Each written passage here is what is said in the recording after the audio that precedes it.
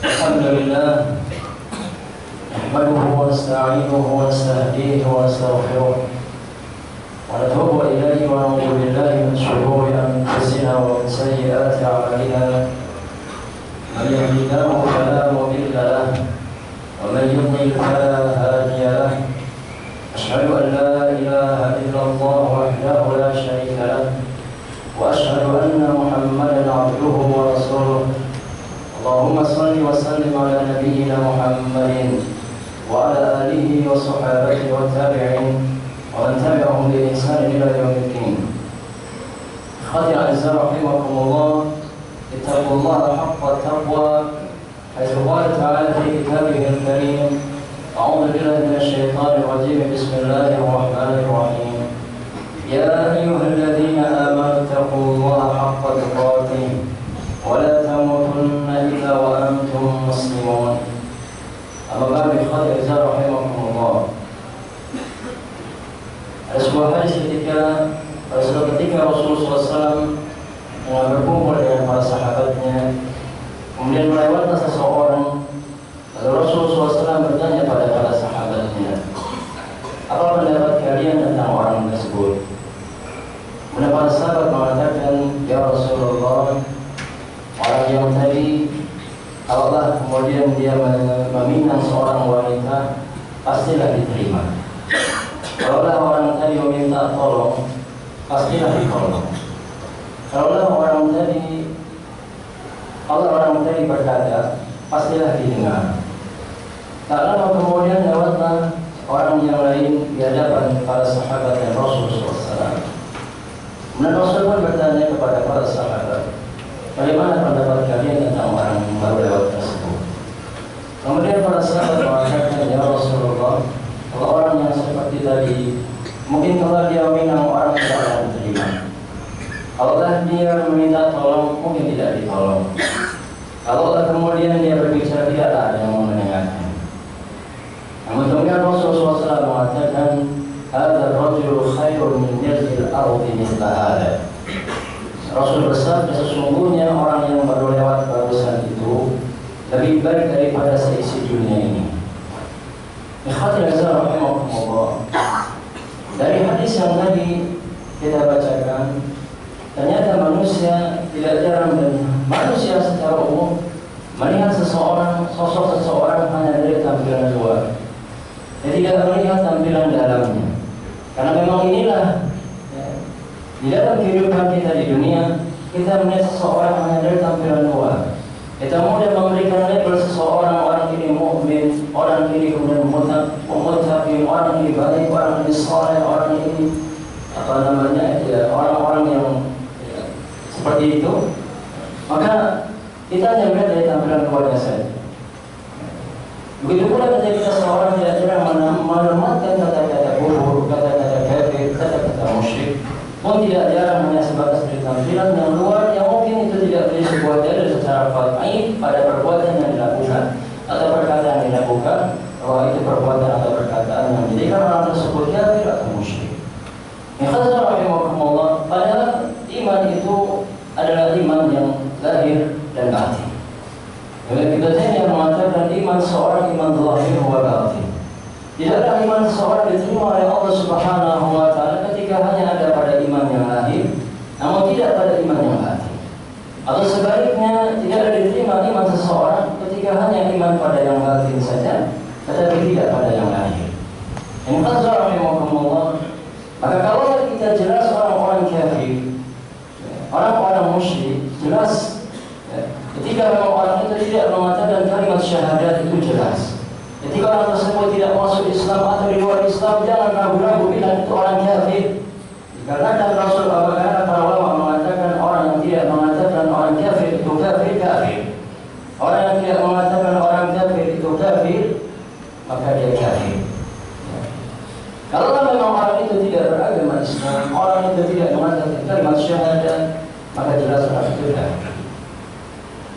Para muslim jelas rahimahumullah, mereka mengatakan dua kalimat syahadat, maka dialah orang-orang yang jelas dikatakan. Namun demikian rahimahumullah, ada orang di antara dua ini yang kemudian kita benar dengan kata-kata nifaq atau orang-orang yang ada di dalam klasifikasi yang seperti ini kita bisa katakan munafik. Kalau Allah berbicara di awal surat Al-Baqarah hanya sebatas 3 ayat berbicara tentang sifat-sifat munafikin. Kemudian Allah berbicara dengan 2 ayat sifat-sifat mukmin dengan 3 ayat. Dan sifat-sifat kafir dengan 2 ayat. Adapun ketika Allah berbicara dengan sifat-sifat munafikin dengan 13 ayat. Nah, ini menandakan bahwa orang-orang munafikin ini memang susah kita identifikasi secara lahiriahnya. Susah kita kemudian mengatakan orang ini munafikin, orang ini kemudian tidak Islam, orang ini padahal mereka mengatakan 2 kalimat syahadat. Karena itu kita dikatakan munafikin atau dikatakan nifaq dari kata nafaq atau nafiqah, yang artinya adanya lubang yang tertutupi. Adanya lubang yang tertutupi. Kenapa dikatakan demikian? Dikarenakan orang-orang munafikin ini adalah orang-orang yang menampakkan keislamannya sementara dia menyembunyikan kekufurannya. Dia menampakkan keislaman seperti Islamnya kaum mukminin. Dia melakukan salat seperti salatnya orang-orang muslim, orang-orang mukmin. Dia melakukan saum Ramadan seperti saumnya orang-orang mukmin. Dia berzakat seperti zakatnya orang-orang mukminin. Ataupun dia melaksanakan syiar-syiar lainnya yang lahiriah seperti syiar-syiar dalam orang-orang mukminin. Tetapi pada batin mereka, pada hati mereka, mereka menyembunyikan kekufurannya. Mereka membenci Allah dan Rasulnya. Mereka tidak menyukai kaum muslimin. Mereka tidak menyukai kemenangan mujahidin kaum muslimin ataupun sifat-sifat yang lain. Inilah bahayanya orang-orang munafikin dibandingkan orang-orang kafir yang tegas-tegas secara lahiriah dia memang sudah bukan muslim. Namun demikian tidaklah kemudian semua munafikin lantas kita katakan orang ini murtad atau orang ini keluar daripada Islam. Tidak. Karena para ulama kemudian membagi nifaq ini menjadi 2 macam. Ada nifaq amali, yang kedua nifaq i'tiqadi. Nifaq amali, nifaq amali. Nifaq yang tidak menyebabkan seorang pelakunya keluar dari Islam, tidak menyebabkan seorang yang terhinggapi oleh penyakit ini, oleh sifat ini, lantas dia serta-merta keluar dari Islam. Tidak. Nah, orang yang terhinggapi penyakit nifaq yang kecil ini atau nifaq amali ini, dia tetaplah seorang muslim. Seperti misalnya hadis Rasulullah SAW yang mengatakan dalam sebuah hadis, ayatul munafiq salas. Ciri orang munafik itu 3. Idza haddatsa kadzab. Apabila dia berbicara maka dia berdusta. Wa idza wa'ada khana, wa idza wa'ada akhlafa. Apabila dia berjanji maka dia ingkari. Wa idza tumina khana. Apabila dia kemudian diberikan amanah maka dia berkhianat. Tidaklah ada seorang muslim yang terhindar daripada sifat ini. Hampir kebanyakan setiap mukmin bahkan atau hampir kebanyakan kaum mukmin dia terhindar mungkin dengan sifat ini.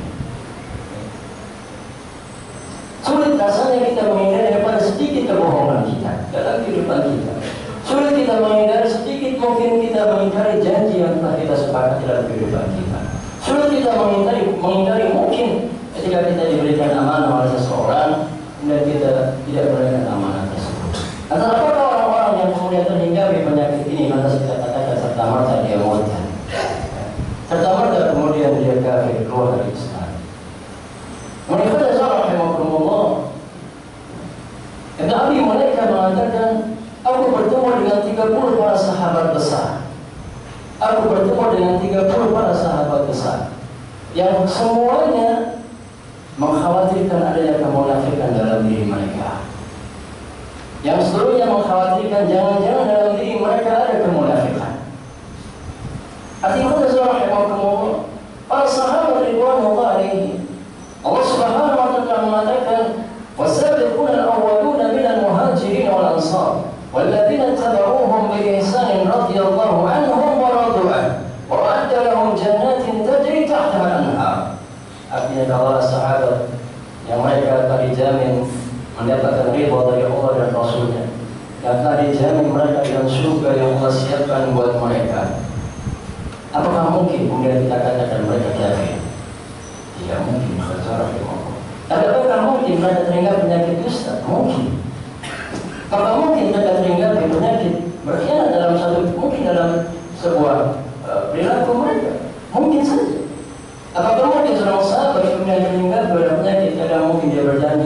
kemudian menyalahi? Mungkin. Tidak ada yang maksud. Tidak ada yang maksud. Bahkan sahabat sekali mereka beriman terhindar dari penyakit ataupun dosa besar ketika tidak ikut perang jihad di dalam Tabuk. Namun kemudian Allah Subhanahu wa taala mengatakan, ya alladziina aamanu taqullaha wa kunu ma'as-shadiqin. Orang-orang yang beriman bertakwalah kepada Allah dan adalah kalian bersama orang-orang yang jujur. Siapa mereka yang jujur? 3 orang sahabat yang tidak ikut perang Tabuk, di antaranya Ka'ab bin Malik. Allah katakan mereka orang yang jujur. Ketika mereka berdosa dia fair, mengatakan apa adanya kepada Rasulullah SAW dan bertobat kepada Allah Subhanahu wa taala, dan Allah kemudian katakan mereka bertiga orang yang shadiqin. Khazarakumullah. Jadi artinya bahwa ada nifaq, penyakit-penyakit atau sifat-sifat kemunafikan, ya, yang dimana ketika dia menghinggapi seseorang mukmin maka tidak benar menjadikan orang tersebut kafir atau murtad. Namun para ulama mengatakan, di mana dalam sebuah hadis Rasulullah SAW mengatakan, arba'un man kunna fihi munafiqan khalisan. Ada 4 hal, ada 4 sifat yang mana kalau ini ada dalam diri seseorang maka dia bisa menjadi seorang munafik tulen. Kemudian Rasulullah SAW mengatakan, wa man kana fihi khaslatun minhunna kana fihi khaslatun minan nifaq. Kalau saya terhinggapi di antara penyakit yang 4 ini, maka dia terhinggapi salah satu sifat daripada kemunafikan. 3 di antaranya dalam hadis yang tadi sebelumnya saya bawakan. Rasul mengatakan, idza tumina khana. Kalau dia diberikan amanah maka dia khianat. Wa idza wa'ada wa idza 'ahada ghadara. Kalau kemudian dia berjanji maka dia ingkari. Wa idza haddatsa kadzaba. Kalau dia berbicara maka dia dusta. Wa idza khasama fajara. Kalau dia berselisih maka dia curang. Ulama mengatakan meskipun ini nifaq alai, meskipun ini nifaq yang tidak menyebabkan orang yang terhinggapi sifat ini kemudian keluar dari Islam atau kufur, tetapi manakala sifat ini terus terjadi dan ini seseorang, tidak mustahil orang kemudian bisa kemudian keluar dari Islam. Ya khazar rahimahumullah. Meskipun dia merupakan nifaq kecil, namun dia bisa menjadi sebuah dosa besar di sisi Allah Subhanahu wa taala. Dikarenakan ketidakcekatan dia untuk segera bertobat kepada Allah Subhanahu wa taala, manakala dia kemudian merasakan ada sifat-sifat munafik di dalam dirinya. Khazar rahimahumullah. Kemudian ada pun semacam nifaq yang kedua adalah nifaq i'tiqadi, nifaq di dalam akidah atau nifaq akbar, nifaq di dalam akidah. Yang manakala seseorang terhinggapi dengan nifaq yang seperti ini, maka orang tersebut bisa keluar dari Islam. Orang tersebut keluar dari Islam atau murtad. Ini adalah rahimahullah dikhawatirkan. Dan kemunafikan yang terjadi pada zaman Rasulullah SAW, memunafikan orang-orang pengikutnya Abdullah bin Ubay bin Salul, adalah nifaq dalam hal i'tiqad. Nifaq dalam hal i'tiqad. Karena itu rahimahullah, kemunafikan ini tidaklah muncul pada saat dakwah Rasulullah SAW di Makkah. Tidak ada di Makkah orang-orang munafik ini. Di saat fase Makkah dalam dakwah Rasulullah SAW, cuma ada mukmin kafir. Mereka yang beriman kepada Rasul SAW, maka dia masuk dalam golongan Rasul SAW bersahabat orang-orang beriman. Dan mereka yang menentang Rasul SAW dan dakwah Rasul SAW, maka mereka orang-orang kafir. Artinya jelas wajhan biwajhin, berhadapan secara tegas dan jelas bahwa di hadapannya cuma ada orang-orang musyrikin, cuma ada orang-orang kafir. Tidak ada orang yang di antara dua-duanya. Tidak ada yang ada di antara orang di antara kedua kubu tersebut. Namun setelah Rasulullah SAW berhijrah ke Madinah dan setelah terjadi perang Badar, yang dimana orang-orang yang sebelum berhijrah Rasulullah SAW yang mereka adalah orang-orang yang menjadi mungkin orang-orang tokoh-tokoh Madinah, mungkin pemimpin-pemimpin di kalangan masyarakat Madinah, mereka merasa terancam dengan hijrah Rasulullah SAW. Mereka merasa terancam kursinya, mereka merasa terancam kedudukannya, ketokohannya. Namun mereka tidak punya kekuatan. Itulah kemunafikan itu muncul di karena di dalam hati mereka. Ini tabiat orang-orang munafik. Mereka tidak berani. Mereka tidak berani menghadapi kaum mukminin. Mereka tidak berani menampakkan kekufurannya. Mereka tidak berani menampakkan kebenciannya. Mereka ingin cari aman. La ilaha ula wa la ilaha ula. Mereka tidak mau kesini dan tidak mau kesana. Wa idza laqul ladzina amanu qalu amanna. Kalau dia bertemu orang-orang beriman dengan saya bersama kamu, saya sudah di belakang kamu, saya sama Ramadan bersama kalian, saya mendukung dakwah kalian, saya mendukung jihad kalian. Wa idza laqul ladzina amanu qalu amanna. Wa idza khalu ila syayatinihim. Allah katakan kalau mereka ketemu dengan syaitan-syaitan mereka, siapa syaitan mereka? Kafir, orang musyrikin. Allah katakan kalau mereka bertemu dengan syaitan-syaitan mereka. Wa idza khalu ila syayatinihim qalu inna ma'akum.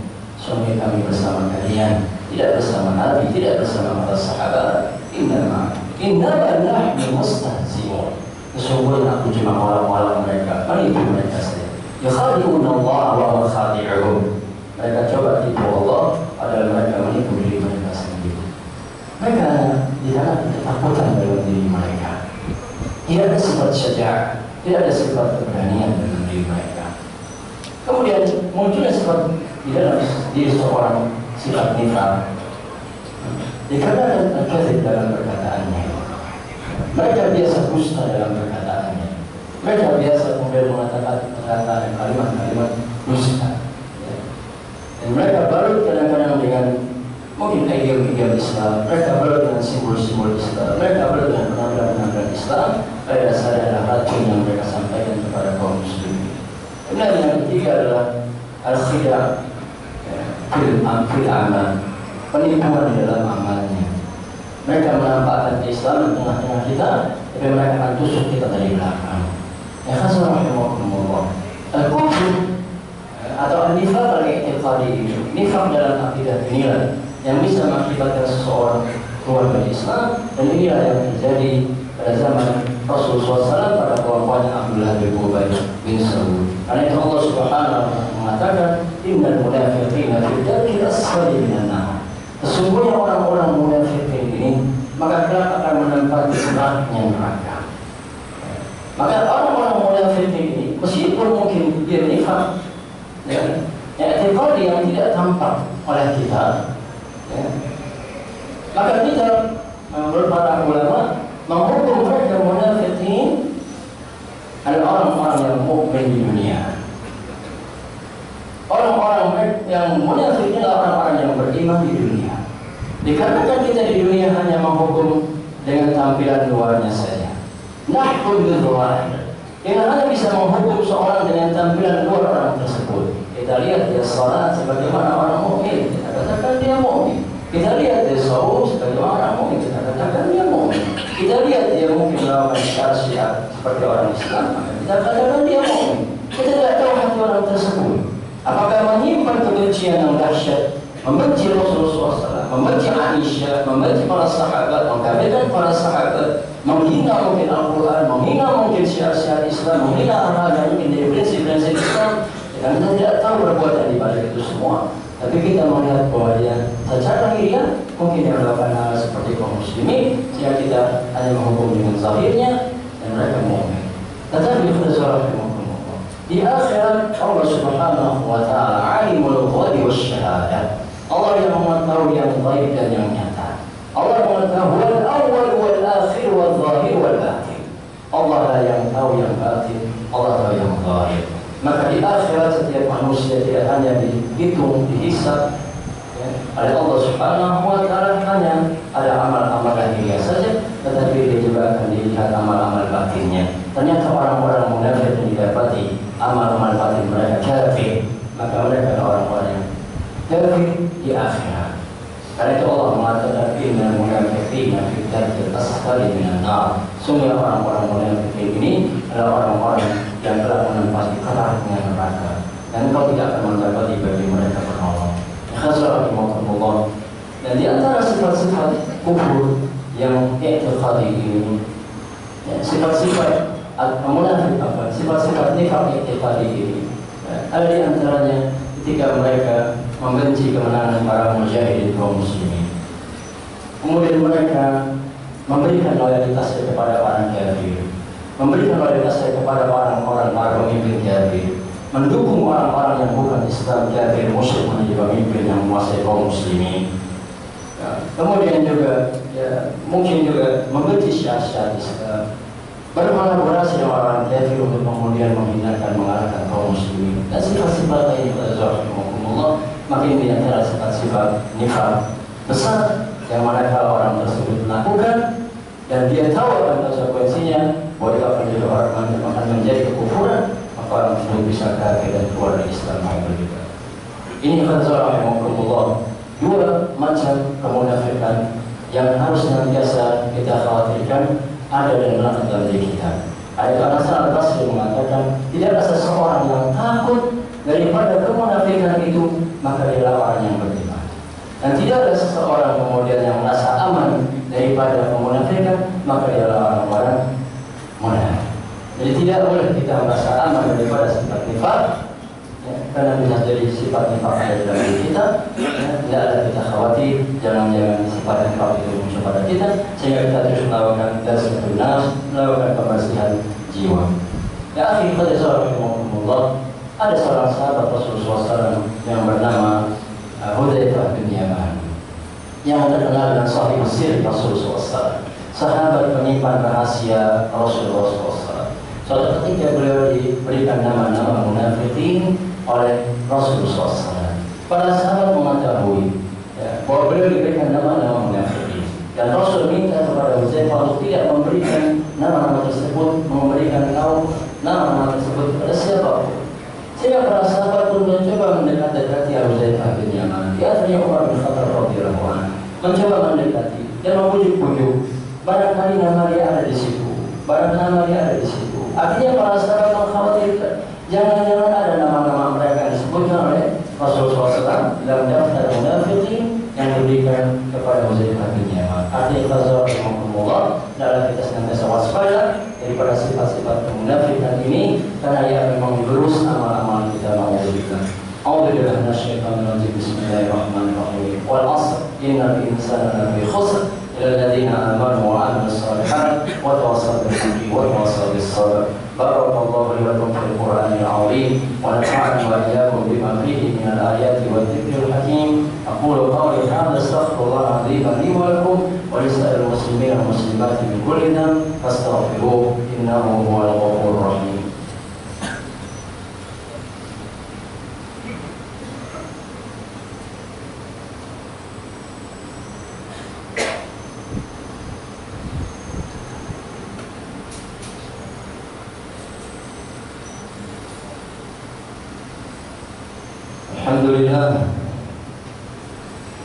Alhamdulillah bil fadli wal manni wal ihsan.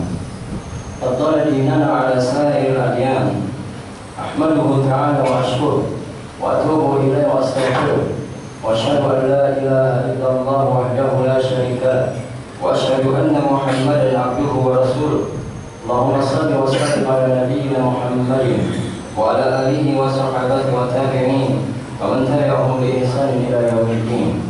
Ikhwata rahimakumullah, ittaqullah حيث قال تعالى في كتابه الكريم أعوذ بالله من الشيطان الرجيم بسم الله الرحمن الرحيم يا أيها الذين آمنوا اتقوا الله وقولوا قولا سديدا يصلح لكم أعمالكم ويغفر لكم ذنوبكم ومن يطع الله ورسوله فقد فاز فوزا عظيما.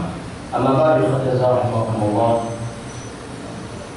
tentunya bagi seorang mukmin tidaklah pernah merasa aman dan tidaklah pernah kemudian menganggap bahwa dirinya adalah sudah berada dalam tingkat iman yang sempurna. Walau tuzakku anfusakum, janganlah engkau sucikan diri kamu sendiri. Kita bukan orang-orang yang maksum. Untuk itulah kita perlu waspada dari segala macam kemaksiatan, dari segala macam dosa, termasuk waspada dari berbagai sifat-sifat kemunafikan. Jangan-jangan itu menghinggapi kita. Maka manakala kita merasakan ada sifat-sifat kemunafikan tersebut menghinggapi diri kita, dan kita segera beristighfar dan bertobat kepada Allah Subhanahu wa taala. Tubu ila Allahi taubatan nasuha. Hendaklah kalian bertobat kepada Allah Subhanahu wa taala dengan taubat yang sebenarnya, dan kemudian meminta, mari sama-sama kita minta kepada Allah Subhanahu wa taala agar Allah Subhanahu wa taala menjaga keimanan kita, membersihkan keimanan kita dari segala macam hal yang bisa merusaknya, di antaranya kesyirikan, kekufuran dan kemunafikan ini. Semoga Allah Subhanahu menjaga kita dan menjaga kaum muslimin, menjaga masyarakat mukmin daripada orang-orang munafikin, daripada orang-orang yang akan rusak Islam. Ini khazarahimahumullah. Mari kita berdoa kepada Allah Subhanahu wa taala, semoga Allah Subhanahu wa taala membimbing kita semua dunia dan akhirat kita. A'udzu billahi minasyaitonir rajim. Bismillahirrahmanirrahim. Allahumma lakal hamdu kulluh wa lakal mulku kulluh wa ilaika yurja'ul amru kulluh. Allahumma ighfir lil muslimin wal muslimat wal mu'minin wal mu'minat al ahya'i minhum wal amwat. Allahumma ighfir lana dhunubana wa kaffir 'anna sayyi'atina wa tawaffana ma'al abrar. Allahumma ba'id bainana wa baina asy-syirki wa bainana wa baina al-kufr wa bainana wa baina an-nifaq. Allahumma khalis qulubana bil iman. Allahumma habbib ilayna al-iman wa zayyinhu fi qulubina wa karrih ilayna al-kufra wal fusuq wal isyan waj'alna minal rashidin. Allahumma haqqib imanana wa thaqil mawazinana. Allahumma zayyin akhlaqana wa a'malana wa qulubana bil iman. Allahumma ij'alna minal mu'minina haqqan. Allahumma ighfir lil muslimina al-mujahidin fi Syria wa fi Palestin wa fi kulli buqa'i ardika ya arhamar rahimin. Allahumma ahlik al-kafarata al-musyrikin al-munafiqin. Allahumma ashrif a'da. Allahumma ahlik a'da'aka a'da'id-din. Rabbana atina fid dunya hasanah wa fil akhirati hasanah wa qina adzabannar. Allahumma amin. Wa sallallahu ala sayyidina Muhammadin wa ala alihi wa sahbihi wa man wala. Ibadallah, inna Allah ya'muru bil adli wal ihsan wa ita'i dzil qurba wa yanha 'anil fahsya'i wal munkari wal baghi. يعظكم لعلكم تذكرون. فاذكروا عظيما يذكركم واشكروا على نعمه يزدكم ولذكر الله أكبر والله يعلم ما تصنعون.